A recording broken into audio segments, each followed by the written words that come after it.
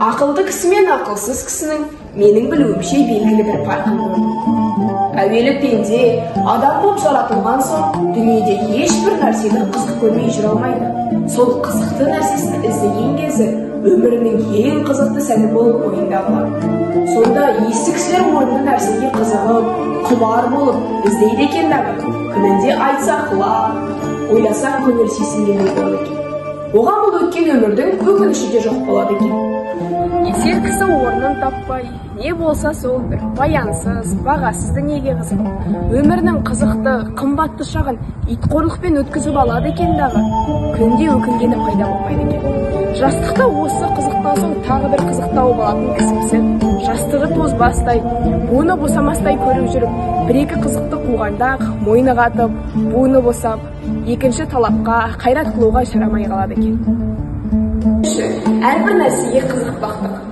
Ол өзі бойға бір құмарлық нәрсе екен. Әрбір құмарлық өзіне бір түрлі дерт екен. Әртүрлі құмар болған нәрсеге жеткенде, яки әлі-міне жетер-жетпес болғанда бір түрлі мастық пайда болады екен. Әрбір мастық бойдан олатты көп шығарып, ақылдың көзін байлап, төңіректегі қараушылардың көзін ашып, ананы, мынаны дегізіп, бойды сынататын нәрсе екен. Сонда есті кісілер үлкен есі шықпай, ақылды қолдан жібермей, ойды сынатпайтығын ізденеді екен. Есер кісі екі басынан түсіп кетіп, етегі атының көтін жауып, екі көз аспанда шынты кішіше шаба беруді біледі екен. Соны көрді. Егер де есті кісілердің қатарында болғың келсе, күніне бір мәртебе, болмаса жұмасына бір, ең болмаса айына бір өзіңнен өзің есеп ал. Сол алдыңғы есеп алғаннан бергі өміріңді қалай өткіздің екен?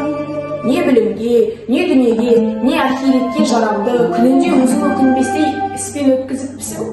Жоқ әлде қалай өткізгеніңді өзің де білмей қалыпсың.